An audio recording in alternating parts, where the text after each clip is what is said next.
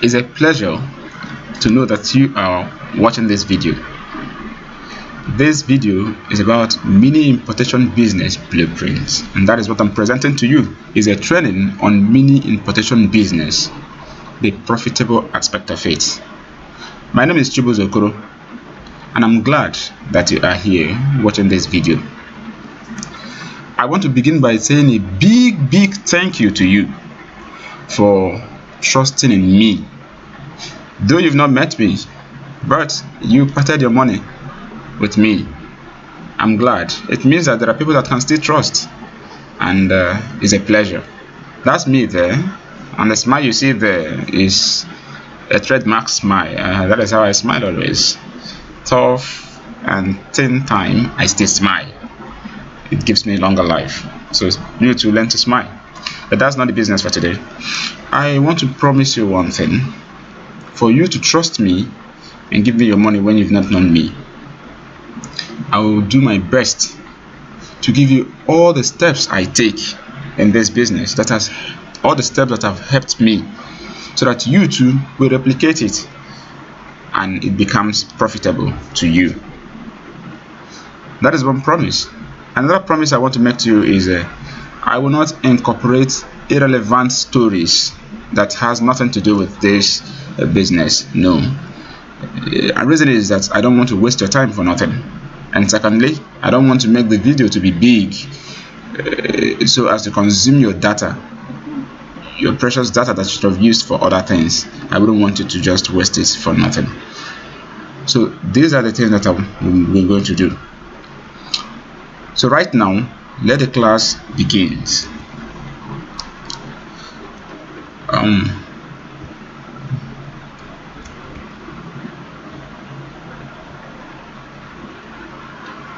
Alright, so we are going over straight to the introduction to mini importation business. You may want to ask, what is this mini importation business all about? If you are someone doing it already, you know what it is already.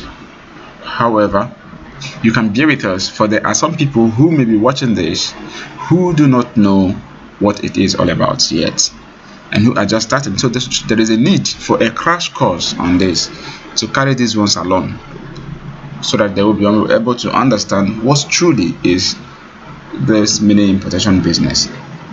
In the simplest of definition, it is simply the process of buying something at a lower cost from outside the country and then selling at a markup price while you are here in the country. That is to say, you import a product, a useful product, a quality product from outside the country. We would say China. And let me just mention this. Our focus for this trading is just importing from China, not from anywhere else, because in being honest, I've not imported from anywhere else, but I've only been imported from China, and that is the only thing I will teach you: how to import from China at a very cheap cost and then selling at a price of, say, 400% of whatever thing the amount you bought the product. So that is the thing. That is about mini importation, the simplest definition or explanation to it. Of course, there are many other details that surround it on how to do it. Now, how does this work? How does importation business work? It is this way. You identify a product that you feel will sell. You test it out. You carry out the test by checking out what people, or what it can do for people, what problem it can solve for people, and then bringing in the products and selling to people at a markup price. I don't know if I'm understood. I said it works this way. You identify a product which you feel is not in the market yet. Then you import this product to the country and sell to people at a higher cost to make profit. That is simply how it works. And for it really to be effective, your product should be able to solve a solution. It should be a solution to problems. It should solve a problem so that you'll be able to make good profits. When you talk about profit in this business, you're looking at a profit that is reasonable. That is why you sell at a very high markup price, say 400%, or say 300%, or maybe 500, 600% of whatever thing you bought. And don't think that these additional percentages are all profits. No, they are not all profit. So if they are all not profits, or maybe you may be asking, why should you then sell at a very high cost? Buying a product is not what matters most. You may buy a product as cheap as, say, maybe the cost of it is $1 or $2. But then what happened next? Will you sell as $2? No. The logistics concerning the products, every other expenses we make about the product may cost up to 3,000 naira or more. Say you bought a product of say 300 naira, the cost of the product. At the end of the day, for it to come into the country here, you may have spent up to another 300 to 400 naira to bring it in. When we say you spent 500 naira to bring it into the country, just that one item, then you will do advertisement. If you sell that one item, you may spend up to 1,000 naira or 1,500 naira for an advertisement. And if you're like me that live outside Lagos, that I ship from Port Harcourt to other parts of the country, you know, so that I will be spending 2,000 naira on shipping alone to deliver the product. So when you add up 2,000 naira shipping cost plus say 1,000 naira or 1,500 naira, depending on the effectiveness of the advertisement, to the shipping cost, it is 3,500 naira. Then the shipping importation, that is the importation cost, maybe up to that 400 naira or so. DC. We are saying 2,000, 3,500, up to 4,000 naira. Then the cost of the product itself. So everything may be above that 4,000, 4,500 naira. So in that case, how much then should you sell that product which you bought at 400 naira, which you bought at 500 naira? You then need to sell, say, something like from 7,000, 8,500, 9,000. Then depending on the demand, you can even sell that singular product for 10,000 naira, and people will still buy it. As long as it can solve the problem that they need, they will buy it, because you brought it in to solve a solution. So basically that is how it works. Bring in things at lower cost, sell at markup price, spot products that are actually moving in the market, because that is what matters most.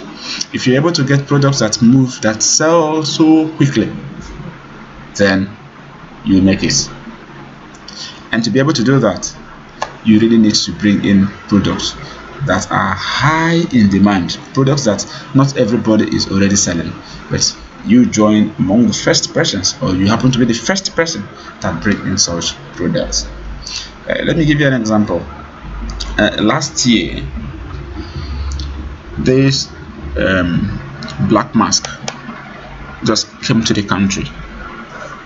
The people that started early enough to sell the black mask were selling at high volumes, that a guy I know very well sold about 800 pieces within 2 weeks. It was moving faster. It was selling faster than Indomie. In, I think, about 3 years ago or thereabouts, when there was this tennis pump that some guys identified and knew that this would be a big hit in the market, they were importing that tennis pump at a very low cost and were selling at 25,000, 20,000. That is, they're making more than 10,000 naira profit on this. By the time others realized that this thing is moving in the market, so they've already made their profit. The first guy that brought in HD eyeglass. Is that what it's called? Is that what it's called? I don't know. Is that HD? What is this eyeglass now? That just came new to the market. Those guys that first brought it in, the guy that first brought it to the market, he sold as in very high in number. This guy sold more than 500 pieces in a week, and he has to order for 1,000 naira pieces. But by the time he orders that, jungle don't match already. Many persons have learned about it and we're bringing it into the country. So it wasn't selling as it was before, but he's already made his money. He's already made his money. So it was no longer the selling. His sales reduced to less than even 40% of the initial sales, the rate at which he was selling at first. But what am I saying? I'm only saying you profit by selling higher than what you bought, incorporating or including all your expenses, and selling products that really move very fast, so that people will buy and be happy to pay for it, if only it can solve the problems that they need. So what are these products that people will buy, and what are these ones that they will not buy? It's important to know that people will not buy everything, and that you don't have to import everything. I made a product that doesn't work and the ones that works. Let's look at the ones that doesn't work, that will not work. You see, there are products that you don't need to import. When you are starting out an importation business, in fact, many importation business just has to do with importing low-cost products, like a product that costs, say, less than $5, say $5 and below, or maybe at most it shouldn't be more than $6, but at best, the product you should import should be $5 and below. If you're in products, if your products are at this price of say $5 and below, what would happen? Such products will be lightweight, and if the product is lightweight, it makes it easier, or it is cheaper to import than bulky products. If you're importing bulky products, spare parts, caterpillar parts, machine parts, and you already know that it's not going to be mini importation anymore. You will not use a flight to import them. You will have to pass through the sea. And so products that are bulky, leave them alone. Me, I don't import them. So if you import them, nobody me tell you make you import them. You import them because you want to. So such ones, I don't need them. I need something that is lightweight, something that when it is put together, it will still not be more than 5 kg. Say I bought products, so maybe I spend say 60,000 to 100,000 naira to buy products, and you put them together. What will be the kg of the product? Say it is still less than 10 kg. So the shipping will be cheaper for me than buying bulky products, and bulky products generally are more expensive than lightweight products. So it is this type of product that you go for. And the products that you should avoid, products that I personally do avoid, includes any product that has to do with ingestion. What do I call ingestion? I didn't say injection, I said ingestion. That is to say, something that you can put into your mouth and eat. I don't know about you, but personally I avoid them. Why do I avoid them? Because you may not know. Sometimes something that you feel you've carry out all your researches, thinking that this will be a very high quality product. It may come here and does not work. How do I mean? It may work with Angelina, and it also works with Cynthia, but when Sandra uses it, it does not work. It even becomes very reactive, that may go as far as going to the hospital. And what happens? What if she sues you? The product you imported doesn't have NAFDAC number, what happens then? It becomes a very serious case. As you see me here, I don't want to have any problem with NAFDAC. So that is why I import products that are not eaten or ingested into the system, into the body. But let it be something like it could be skin products. I can import skin products. It's on the skin. The effect will not be so much. It will not be as much as the one that affects the lungs, the liver, and such ones. No, I don't want such things. So I avoid products that you eat. Which other kind of product? I said I avoid bulky products.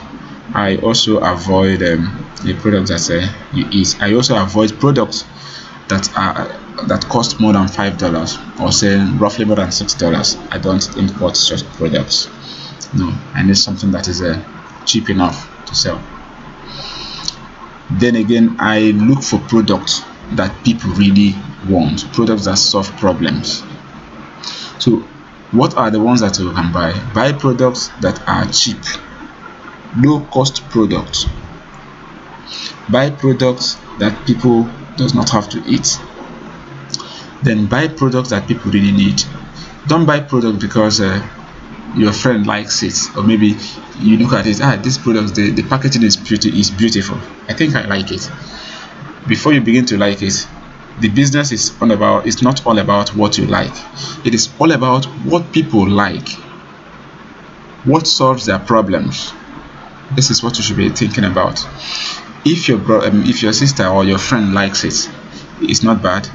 But then you should test if many other persons will like it, if it will be a winner or a loser, if it will make your business or will break it.